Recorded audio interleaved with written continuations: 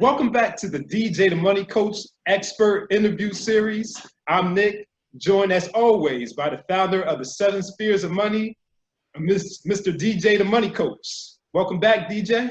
Hey, Nick, how you doing today, man? I'm great. Why don't you go ahead and introduce our guest for today? Absolutely. So, hey, if you don't know who I am, I'm DJ the Money Coach. I'm the founder, like Nick said, the 7 Spheres of Money system. And my claim to fame is I help people become consumer debt free in 30 days or less, and I help them create passive income to become financially independent. And I, at one point in time in life, in my 20s, had a 525 credit score, came out of college with over $40,000 worth of consumable debt.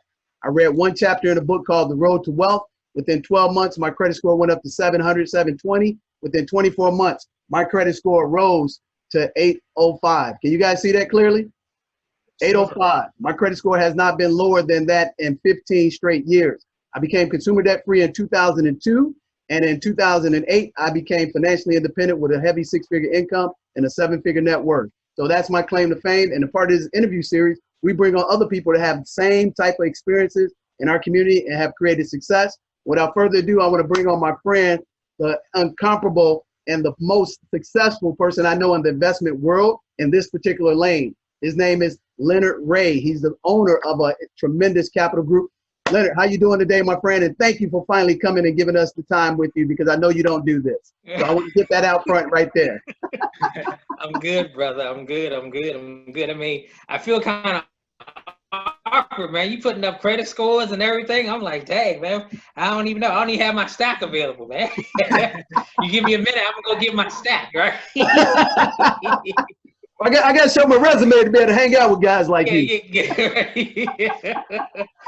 Yeah, man. I normally don't do interviews, but, you know, DJ has been hounding me for a minute, and I respect the persistence. Thank you, brother. Thank you. I know I can be annoying at times, but I had to get you on the show. So closed mouths don't get fed, brother. So, absolutely, brother. Hey, keep it coming, baby. Keep it coming. You got children, I got children too. So that's what it is. That's what it is, brother. Oh, man. So, yeah, man. Hey, man, thank you for being on the show. Can you tell us a little bit about your backstory before I start asking you the questions that people need to know, what you can help them out with and how you became successful? Goodness gracious. Born and raised in Washington, D.C. Pretty much love my area. People was always asking me, you know, why are you going to move? I'm like, why would I move when everybody wants to come here? So I love that. Family has always kind of worked in government or in real estate. Even, you know, as a child, we were punished by fixing people's houses up. That's what my mom actually had us doing when we were living in an apartment. Okay. So to us, as a young child, I'm like, why are we fixing somebody else's place up and we ain't even got one? But it gave that hunger and that drive. And what it was a community service program. It was called Christmas in April, where my mom worked at a bank, and Mortgage Bankers Association, actually, and they would actually sponsor homes to get fixed up for low-income families in the Washington, D.C. area. Kind of like Habitat for Homes? Yeah, pretty much like that. But, you know, we would pretty much wrap everything up in a weekend. Wow. So we would buy all the products, go, you know, select these people's houses and go in on the weekend, and we would totally renovate their houses and transform that. And then we would get back in a car, somebody's car my mother never drove, and we would drive right back to our apartment. And it was a whole situation of, I'm teaching you what you have to do to appreciate when you get yours. As far as public education, you know, went all the way up to high school. I got to scholarship in college and turned it down. Oh, really? And most people were like, you know, why would you do that? Because I realized at a very young age, I probably couldn't have a boss. That's why we hit it off when we first met. Yeah. It was I got the same disease. Yeah, it was just like, I knew I didn't. I have a bunch of buddies and, you know, friends and, you know, doctors and lawyers and things like that. And we went to the same schools, and they was like, well, I know you got a scholarship. I'm like, yeah, of course. He said, why didn't you go? I graduated at 18. At 19, I had my first business in the retail. by 3 years later, I took that t-shirt company and formed my other company. I was paying rent. My whole point was, why pay rent when I can own? Bought the building a few months later and started renting it out to people instead of just me paying. And that's kind of you know, what kind of got us started in the whole real estate game. And then, you know, we kind of went from there. So as my friends were graduating college with student loan debt, I was getting rent from people on what's the name, and how old were you then? 19, 20, 20? I was 19. Yeah, I was 19 then. Yeah, I was 19. That is awesome. Yeah, but that was it's not me. For one, it was God. For another thing, it was, you know, parenting who actually pushed us to go in that particular direction. They showed us what the freedom would actually be like if we put the work in, and all we did was put the work in. I mean, to me, you know, my ultimate goal was to have a t-shirt shop. That's all I wanted. So once I got that, I was like, cool, but I was still paying rent to somebody else who didn't look like me. Okay. So every month he would come by and he would collect rent. And I was like, for not doing nothing. They would just park his car and walk in, and then, you know, come to find out he was the actual property manager, wasn't the owner. And I was just like, I'm just renting one half of a building. The people upstairs paying rent too. I'm like, yo, this got to be the ultimate hustle. So one of my mom's really good friends was a real estate agent. So while I had my t-shirt company, he talked me into getting my real estate license. So I wanted to learn what I could possibly do. I mean, then you just needed some hustle. So I would open my store during the week, and early Saturday morning, I would get up at 7 o'clock, be at real estate class, and be, you know, done by 12. So that's it. Wow. It's pretty much paused. All I'm seeing is nothing. Okay, I think we're back. Yep, we're back. Can you see me? Yep, I can. Good. Okay, all right. Yeah, I can't. Yeah, you're frozen. I'm frozen? Yeah, you were frozen in time. Okay, because I'm moving up. I can see Nick moving. Yeah. Okay. Oh, you're good. You're good now. I just wanted to make sure. Maybe I need to change my location or whatever. Yeah. Both of you are good now. Yeah. Okay. Yeah, I'm trying to multitask like you were. Got my that's blowing up from clients and members. Yay, that's how I feel all the morning, man. You know, I ain't business complaining. never sleeps, especially in our situation. Absolutely, I ain't complaining. I am grateful. Yeah. As long as there ain't tenants calling me, I'm excited. Another way. So your parents kind of forced you to understand what financial independence and ownership was from a personal standpoint.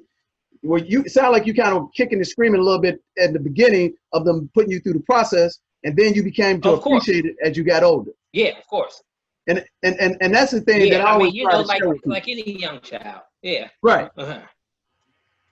So when did you have the epiphany that wow? Yeah, like any young child,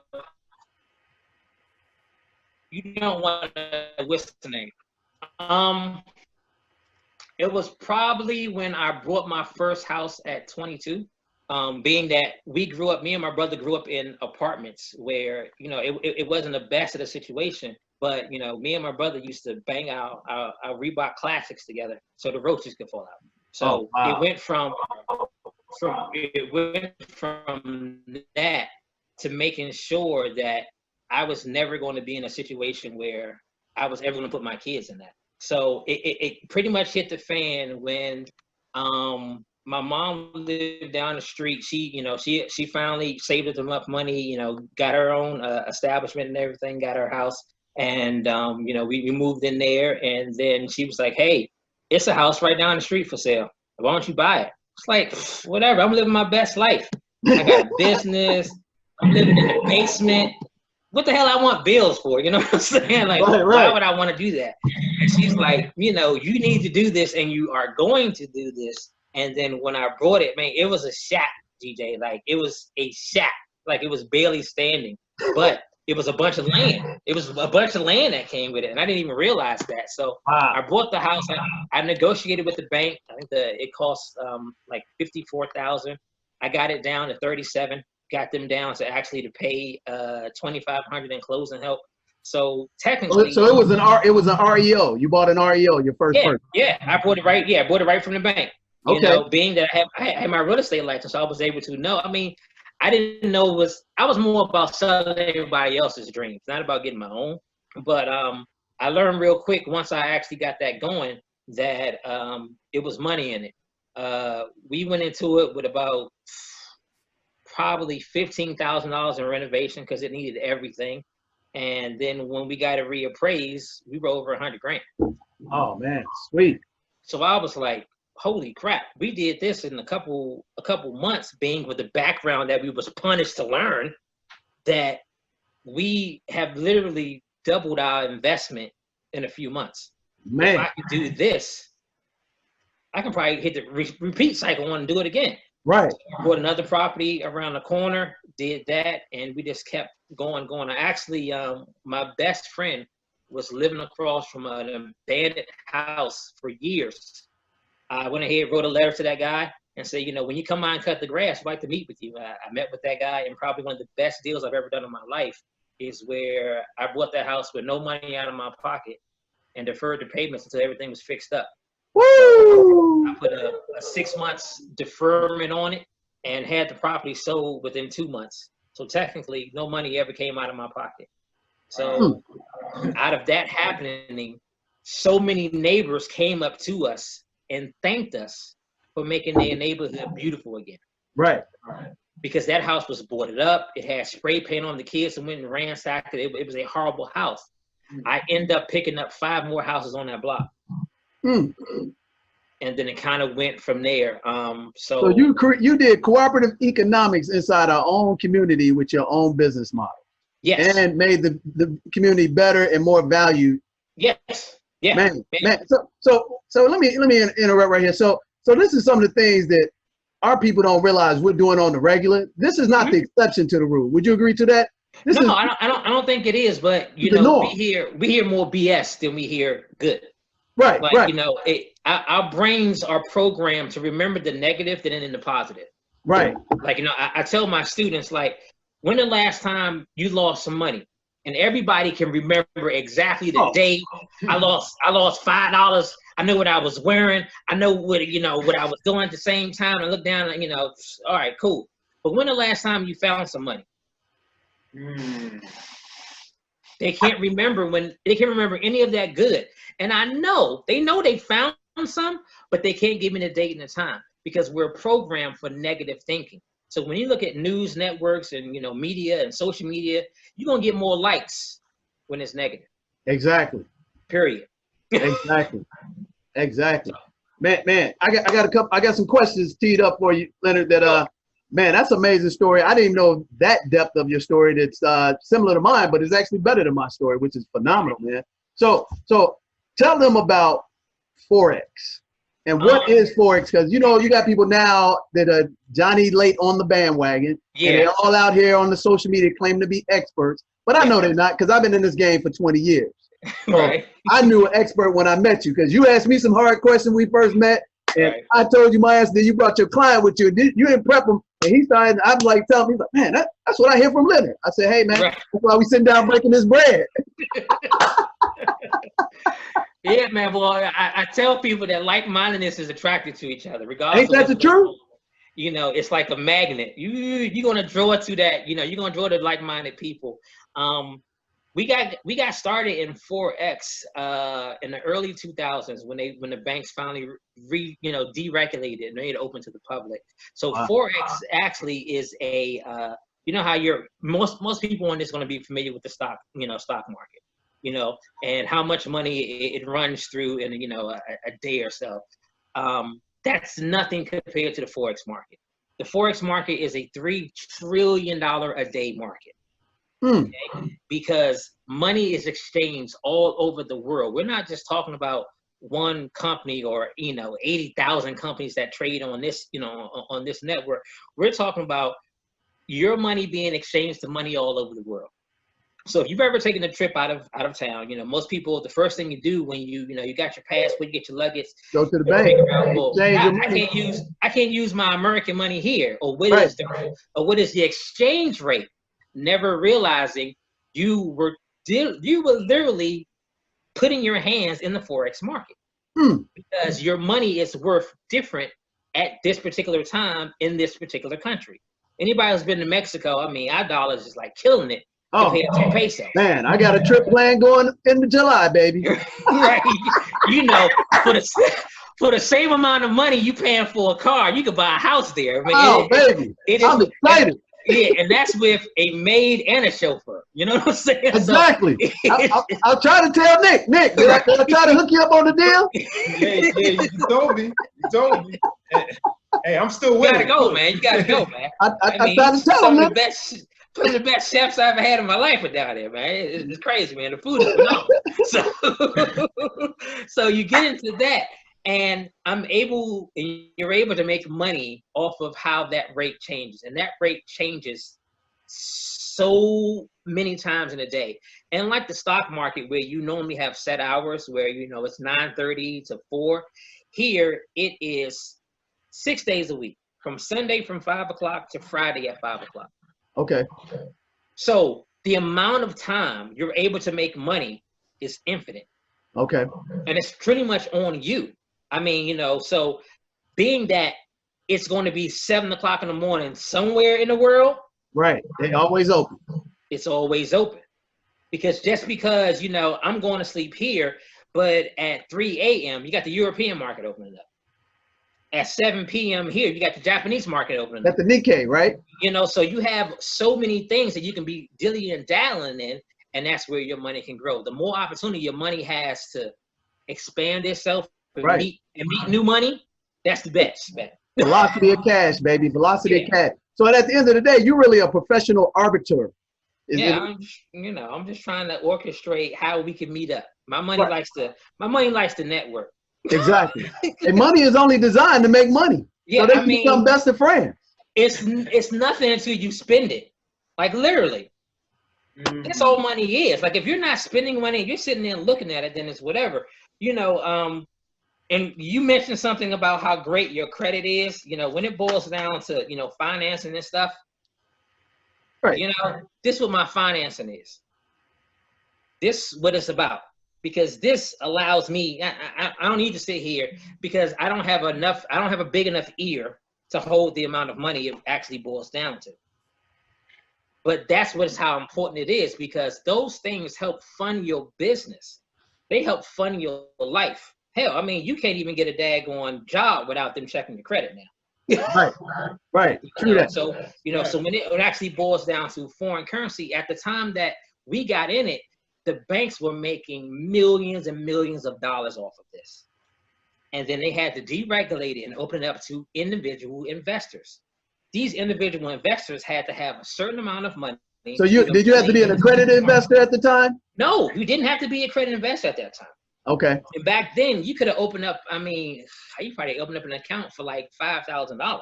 Wow. Okay. I know that seems like a lot of money now, but it's even better now. You could open up an account for $300.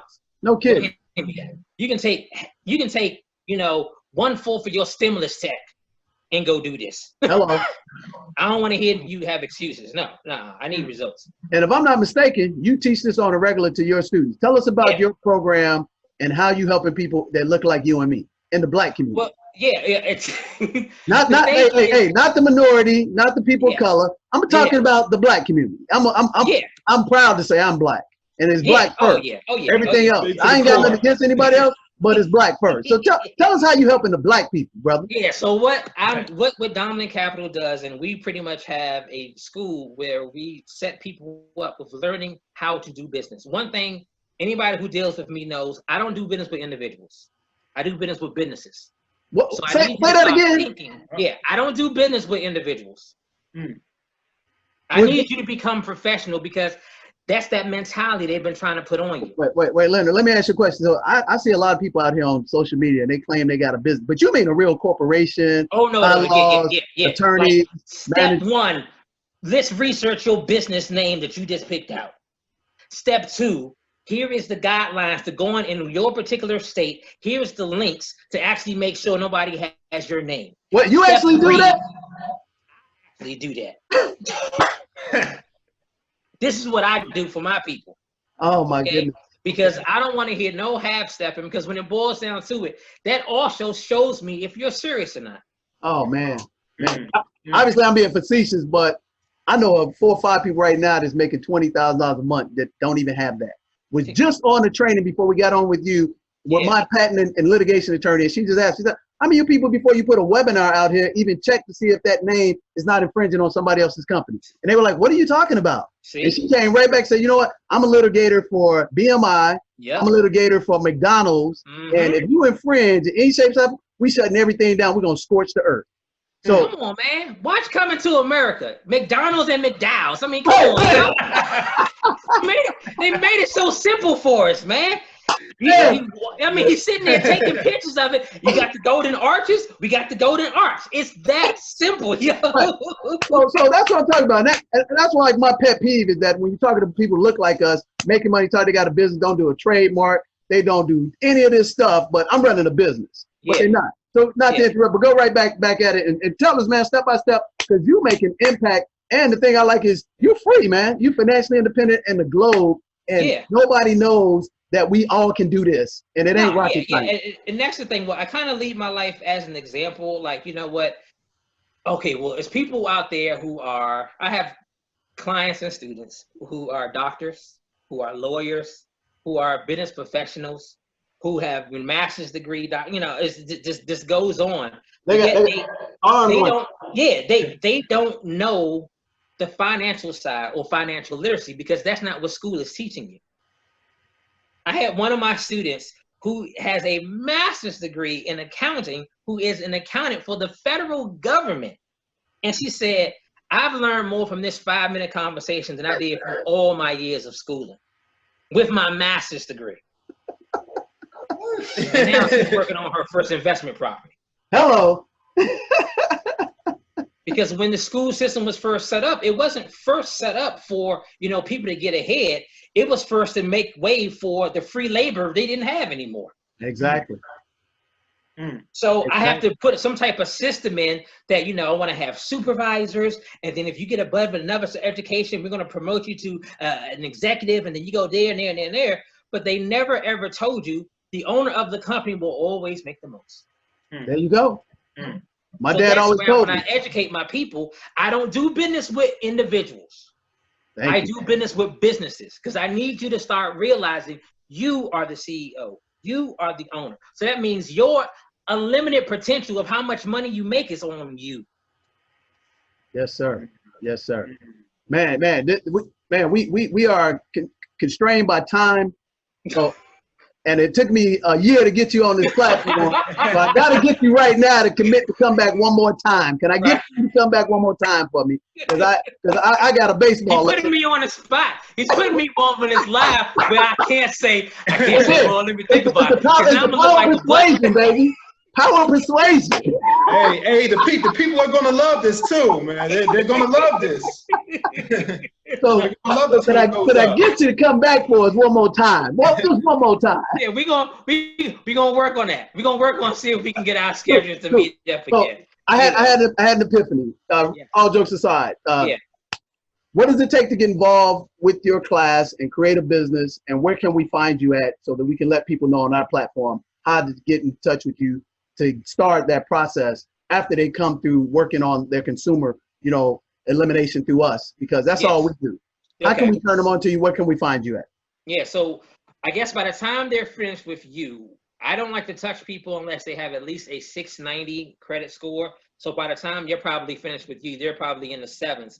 Oh, they 720, baby. They 720. So it makes it right on over to pass on to me. Because once that company, what I'm trying to teach you to do is to use OPM, which is other people's money. All of this. So I use other people's money, which hence is the bank, because they using your money. Don't get that twisted. When you take your money and you put it in a bank, or you put it in a CD and they lock your money up for, you know, a year, and they give you back, you know, I don't know, maybe 2%, then you get taxed on that. And then they loan it to me for 7%, and I turn around and make 35% off of it. I mean, it is what it is. It is what it is. It is what it is. So by the time you come, you finish up with DJ's amazing program, you come to me, you contact Domlen Capital Group. I'm gonna leave my number with DJ, and you can also follow me on social media at Leon Leon Gray GRAY5, and that's on IG. And you can kind of see some of the things that I do and some of the life that I lead. You know, whether it's us buying classic cars, whether it's us buying more property, whether it's me making a few $1,000s a day trading in, you know, in foreign currency. It is what it is. You know, you know what I'm saying? You can see us going to dealerships and making great negotiations and, you know, coming out with brand new cars, building brand new houses. It is what it is. But the first thing is to make sure you get your numbers right. Because once you get your credit right, then that allows you to get to the next step. So once we get to there, we already know everybody's approved coming from your program. I'm going to go ahead and say, I'm going to ask you to reinvest in yourself. So we're going to start this business. It's going to be maybe $300-400, depending on what state, wherever you want to start at. And from that point on, the reason I want you to start investing yourself in the business, because now you're able to write that off. Oh, There it is. man, that's the magic word, baby. That's the serendipity of life. You can write off individual stuff. Oh, Uh-oh. brother, you speaking my language. How many times I tell you about this, Nick? Oh man, almost every conversation, every interview we've had, the same thing's been coming up. Hey man, the last time me and DJ talked together, we had a great meal at a great restaurant, and I wrote it off. I was fighting for the check. I was trying to fight for the ticket. I was like, I got it. This boys, I got. He was like, no, man, I got this. No, I need write-offs. Okay, I need write-offs. Bless God. Oh man, and the sad thing is they legal. They ethically and morally sound. Yes. You just gotta know the tax code, baby. That's all it is. And you know, if you don't know, pay somebody who do know. I mean, it is what it is, man. I mean, brother. like when it boils down to it, I don't take advice from people who haven't accomplished what I've accomplished. Say that again. Can you say that again? I do not take advice from people who haven't accomplished what I've accomplished. So when it boils down to it, let me put it in simpler terms.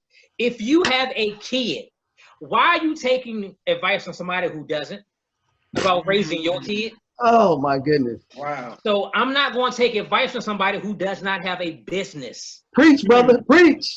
Because when it boils down to it, back in the day where we used to have apprenticeships, if you wanted to be a baker, if you wanted to be a carpenter, you wouldn't go live with that person. Exactly. You studied under that person. And when it was time for you to go ahead and become and get your own, they graced you because you went through all the situation to get there. I'm not going to have a plumber do a heart surgery. Thank you. So why am I sit there and take advice from somebody who don't have a business? So you mean to tell me, even if they making 7 figures, but they don't own a business, they can't do nothing for you? They can't do nothing for you because they ain't doing nothing for themselves. Because when it really boils down to it, what are they going to leave their kids that job? No. Your kids is not going to inherit your job. Oh, but man. they can inherit that business. Hello.